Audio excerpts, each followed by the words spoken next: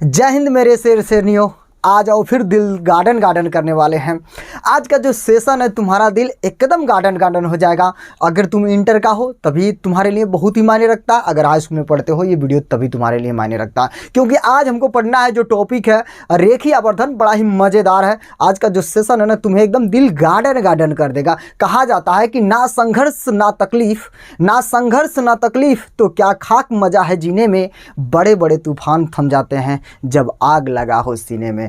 अगर तुम्हें सीखना है ना तो एकदम दिल खोल के सीखो, क्योंकि वीडियो तभी देखो जब तुम कुछ करना चाहते हो। वीडियो को अंत तक देखो और तुम कुछ सीखना चाहते हो तभी देखो इस वीडियो को, वरना कोई दिक्कत नहीं है, मत देखो वीडियो को। लेकिन वीडियो देखते हो तो कुछ अपने मंजिल को पाने के लिए तुम्हें संघर्ष तो करना ही पड़ेगा।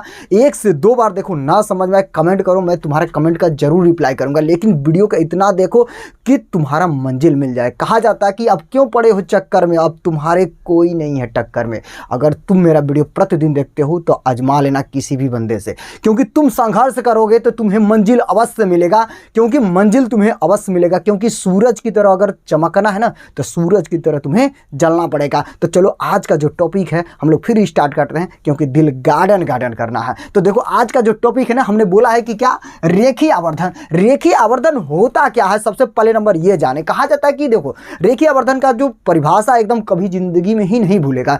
कहता है कि क्या वस्तु की लंबाई, देखना ध्यान से, वस्तु की लंबाई में और प्रतिबिंब की लंबाई में, ये दोनों ही ट्रिक्स पे चलता है। तो परिभाषा का बनता है थोड़ा सा क्या करना, पहले प्रतिबिंब को लेना। किसको लेना, प्रतिबिंब की लेना। तो देखना ध्यान से, परिभाषा क्या बनता है, प्रतिबिंब की लंबाई तथा वस्तु की लंबाई के अनुपात को ही क्या कहते हैं, रेखीय आवर्धन कहते हैं। जबकि ये दोनों दूरियां क्या होती है, मुख अक्ष के लंबवत नापी जाती हैं। क्या होती है, मुख अक्ष के लंबवत नापी जाती है, इसे यम से प्रदर्शित करते हैं। तो देखो ना ध्यान से, यहाँ पे लिख दिए तुम्हारा टाइम बचाने के लिए। देखो ध्यान से, कह रहा है कि प्रतिबिंब की लंबाई तथा वस्तु की लंबाई के अनुपात को रेखीय आवर्धन कहते हैं, जबकि दोनों लंबाइयां मुख अक्ष के लंबवत नापी गई हो, इसे क्या कहते हैं, इसे यम से प्रदर्शित करते हैं। अब इसकी फार्मूला क्या होती है तो देखना ध्यान से, फार्मूला क्या बनता है, लिखेंगे क्या, रेखीय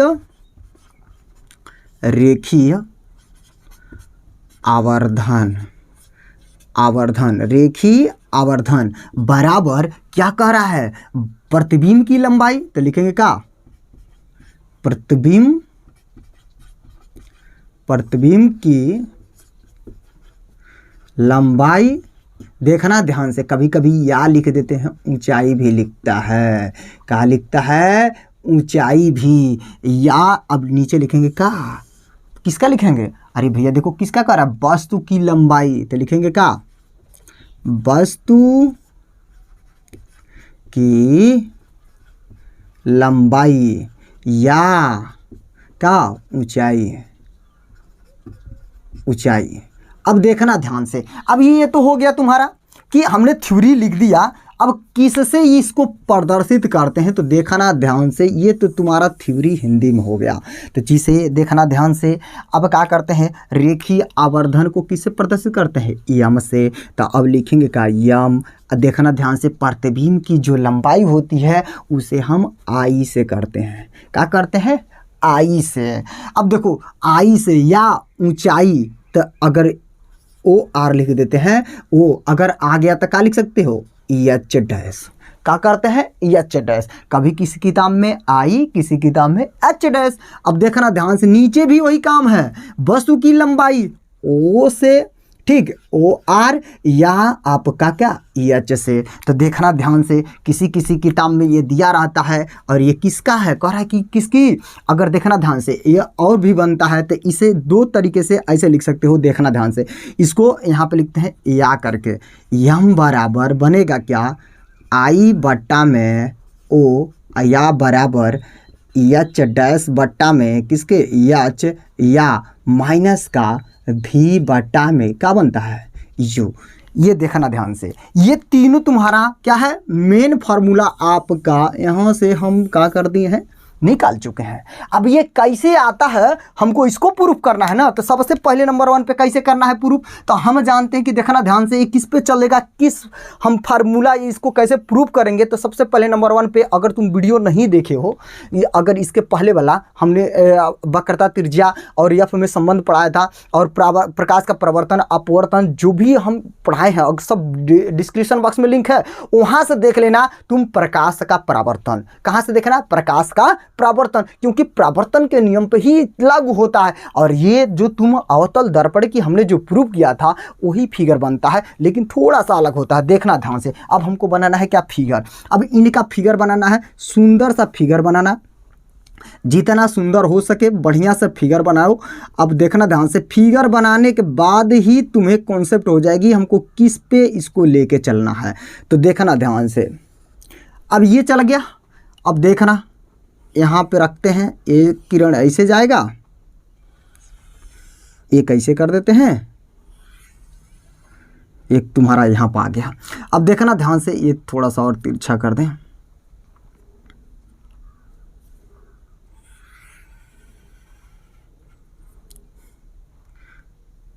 स्केल से बनाना खूब अच्छे तरीके से। तो देखना ध्यान से, अब क्या करना है मुझे, इसी में थोड़ा सा केवल अब परिवर्तन क्या कर देना है कि देखना ध्यान से, इसका पहले ये वाला क्या कर देना है, ऐसे करके इस पे मिला देना। क्या करना है, इस पे मिला देना है, और ये वाला देखना ध्यान से, ये वाला जो आएगा इस पे करके मिला देंगे, ये जो काटा है प्रतिबिंब का।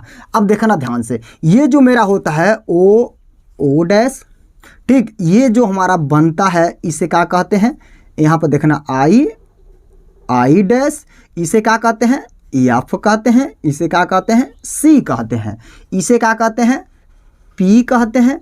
इसे हम मान लेते हैं कि क्या, ये मेरा हो गया ए मान लेते हैं, ये बी मान लेते हैं। ये देखना ध्यान से, ऐसे किरण गया है और फिर ऐसे होके बाहर निकल गया है। अब देखना, ये किरण ऐसे आया है और पुनः इसी मार्ग में क्या हुआ है, वापस हो गया है। अब देखना कॉन्सेप्ट क्या करना है तुम्हें, कि कॉन्सेप्ट यही करना है कि ये जो कोण होता है इस कोण के बराबर होगा, किसके नियम से, प्रकाश का परावर्तन से। अब तुम पढ़े नहीं हो, देखो ध्यान से, प्रकाश का परावर्तन क्या कहता है, जब भी एक बीच में ऐसे करके आ जाए, ठीक, और एक किरण ऐसे, एक किरण ऐसे, मतलब इधर से आ रहा है, इधर से जा रहा है। अब देखो ध्यान से, ये गया इधर से निकल गया। तो अब देखते हैं कि ये कोण जो, ये कोण माने इसे अगर हम प्रकाश के परावर्तन में देखें तो ये मेरा क्या बनेगा, आपतन कोण, ये हमारा परावर्तन कोण जिसे आर से डोनेट करते हैं। अब देखना ध्यान से, ये दोनों कोण आपस में क्या होंगे, बराबर होंगे। और जब बराबर होंगे तो हम क्या कर सकते हैं इसे, तो सबसे पहले नंबर 1 पे हम क्या करेंगे, प्रकाश का परावर्तन। अब प्रकाश का परावर्तन क्या होता है, कहता है कि जब प्रकाश किसी पालिशदार चिकने सतह पर गिरती है तो सतह से टकरा कर क्या होता है, वापस लौट जाता है। जो लौटने की घटना होती है वही प्रकाश का परावर्तन कहलाता है। हमने वही ने रूल लगाएंगे यहाँ पे। अब रूल लगाएंगे तो देखना ध्यान से, अब इसमें कौन कौन प्रकाश का परावर्तन का कोण बनाएगा, तो देखना ध्यान से, अब लिख क्या सकते हैं इस फिगर से, तो देखना ध्यान से, ओ, ठीक, ओ डैश पी ओ, ठीक, जो कोण है देखना ध्यान से, कोण ए और कोण क्या बराबर होगा, यहाँ से ले लेना, आई डैश, कोण आई डैश, ठीक, पी, और यहाँ पे आ जाएगा तुम्हारा आई। ये कहाँ से, प्रकाश के परावर्तन के नियम से।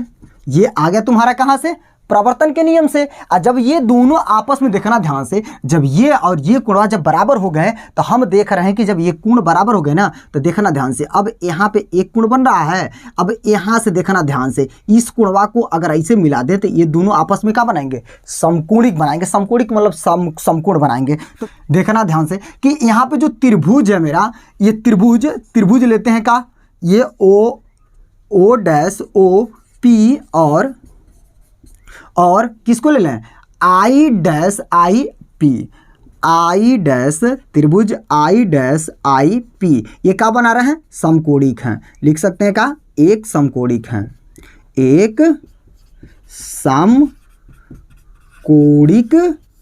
हैं। जब ये समकोणिक हो गए, जब भी देखते हो कि जब समकोणिक होते हैं तो क्या करते हैं, बस कुछ नहीं, अब इसका पहले किसका लेना है कि प्रतिबिंब की लंबाई, चाहे प्रतिबिंब की ऊंचाई, चाहे वस्तु की लंबाई या वस्तु की ऊंचाई। अगर हम लेते हैं तो देखना ध्यान से, पहले इसको ले लेंगे तो हम जानते क्या लिख सकते हैं कि आई डैश बट्टा में ओ डैश। अब बराबर क्या होगा, तो सबसे पहले नंबर 1 पे हमने प्रतिबिंब का लिया है तो प्रतिबिंब की ही तो दूरी लेंगे, तो प्रतिबिंब का ले लो तो क्या बनेगा पी आई, अब बट्टा में क्या लिख सकते हो पीओ। अब बस तुम्हारा खत्म काम। अब देखना ध्यान से, यही तो सबसे मेन था, हमने क्यों निकाला है, क्योंकि हमने जानते थे कि इससे पहले हमने अवतल दर्पण का जो प्रूफ किया था वहां से हमने निकाल लिया। जब समकोण होता है तो दोनों की लंबाई बटे लंबाई कर सकते हैं, उनकी आधार बटे आधार हम कर सकते हैं, हमने दोनों में कर लिया। अब इसे समीकरण नंबर 1 मान लेते हैं। अब देखना ध्यान से, आई डैश को क्या कहते हैं पहले ये समझते हैं। तो देखना ध्यान से, अब लिखेंगे क्या, यहाँ पे लिख क्या सकते हैं, देखना ध्यान से, जो आई डैश क्या है लिख सकते हैं क्या, प्रतिबिंब की लंबाई या ऊंचाई क्या बन रहा है आई डैश। इसको किससे डोनेट करते हैं, सबसे पहले नंबर 1 पे तुम्हें यहाँ पे बता चुके हैं, तो या तो लिख सकते हो आई या तो लिख सकते हो क्या एच डैश, या तो आई या तो एच डैश। अब प्रतिबिंब की लंबाई ले लिए, अब वस्तु की लंबाई लेते हैं तो लिखेंगे क्या वस्तु की लंबाई। अब वस्तु की लंबाई या क्या लिख सकते हैं ऊंचाई क्या बनेगा, वस्तु की ऊंचाई ओ डैश। देखना ध्यान से, ओ डैश बराबर, अब इसको किससे डोनेट करेंगे, मतलब किससे प्रदर्शित करेंगे, तो भैया हम लिख सकते हैं या तो ओ से या तो लिख सकते हैं क्या एच से। अब देखना ध्यान से, ये क्या होता है कि मुख्य अक्ष के ऊपर है, ठीक। अब देखना ध्यान से, ये मुख्य अक्ष के ऊपर है इसलिए ये क्या होगा धनात्मक, लेकिन जो यहाँ पे आई डैश क्या है मुख्य अक्ष के नीचे है, अब मुख्य अक्ष के दूरियां क्या होती है ऋणात्मक, इसलिए ये क्या लग जाएगा ऋणात्मक। तो इसलिए चाहे ये इसको रखें चाहे इसको रखें, दोनों का होगा ऋणात्मक होगा, लेकिन ये दूरियां का होगा धनात्मक, क्योंकि हम जानते हैं कि मुख्य अक्ष के ऊपर के सभी दूरियां क्या होती है धनात्मक, मुख्य अक्ष के नीचे की सभी दूरियां क्या होती है ऋणात्मक। अब देखना ध्यान से, जो हमारा ध्रुव है, ध्रुव के बाएं की तरफ सभी के ऋणात्मक और ध्रुव से दाएं की तरफ सभी दूरियां क्या होती है धनात्मक होती है। अब इस कंडीशन पे हमने दोनों को रख लिया। अब देखना ध्यान से, हमको क्या चाहिए पीओ, तो पीओ क्या है मेरा, अब लिखेंगे क्या वस्तु की दूरी, अब लिखेंगे क्या वस्तु की दूरी। तो वस्तु की दूरी देखना, वस्तु की जो दूरी है हमारा क्या है यहां से पीओ, तो हम लिख सकते हैं क्या पीओ। अब बराबर क्या लिख सकते हैं भैया, हम जानते हैं कि क्या वस्तु की दूरी को किससे डोनेट करते हैं यू से, लेकिन क्या होगा यू होगा, माइनस का यू होगा, क्यों होगा क्योंकि ये हमारा ध्रुव से बाएं की तरफ नापी जा रही है, इसलिए सभी दूरियां का होगा ऋणात्मक होगा। अब जब ये हो गया तो अब लिख सकते हैं क्या वस्तु की दूरी हो गया, प्रतिबिंब की दूरी लिखते हैं, लिखेंगे क्या प्रतिबिंब की दूरी। तो प्रतिबिंब की दूरी क्या है आपका, देखना ध्यान से, यहाँ पे क्या है पी आई, तो लिखेंगे क्या पी आई। अब पी आई के माइनस का क्या लिख देंगे भी। अब देखना ध्यान से, हमने सबका निकाल लिया ना, तो इसी समीकरण में हम क्या करेंगे सबको पुट कर देते हैं। तो देखना ध्यान से, सबको पुट करते हैं, तो आई डैश को हमने क्या माना है, मान लेते हैं कि आई एच डैश रखें या तो आई रखें, दोनों में से एक रखते हैं, तो हम मान लेते हैं कि एच डैश रख देते हैं। तो चलो देखते हैं इसमें एच डैश, तो एच डैश देखना ध्यान से, एच डैश तुम्हारा क्या होगा माइनस में होगा, क्योंकि हमारा ये क्या है माइनस में है, क्योंकि हमारा जो मुख्य अक्ष से नीचे की दूरियां इसलिए माइनस है, हमने रख दिया माइनस में। अब देखना ध्यान से, आप कहेंगे कि अब जब हमने यहाँ पे इसको ले लिए तो ओ डैश का मतलब क्या हो गया आपका, क्या बना वस्तु की जो वस्तु की ऊंचाई है, तो वस्तु की ऊंचाई को हमने क्या एच से दर्शा दिया है, तो अब यहाँ पे एच लेंगे। अब देखना ध्यान से, जब आई लेंगे तो ओ लेंगे, जब एच डैश लेंगे तो एच लेंगे, हमने ये ले लिया। अब बराबर ये क्या लिख सकते हैं, अब भैया इन दोनों को रखो, तो पी आई का कितना है रखो, तो माइनस का भी, अब माइनस का भी, अब बट्टा में किसको रखेंगे, अब यहाँ पे माइनस का यू। देखना ध्यान से, ये वाला खत्म, ये वाला खत्म। अब देखना ये माइनस है तो इधर भेज सकते हैं, तो भेजेंगे तो ये क्या हो जाएगा माइनस में हो जाएगा, तो ये किसके बराबर आता है यम के बराबर लिख सकते हैं का एच डैश बट्टा में एच बराबर का क्या हो जाएगा माइनस का भी बट्टा में यू। एक तो तुम्हारा ये हो गया,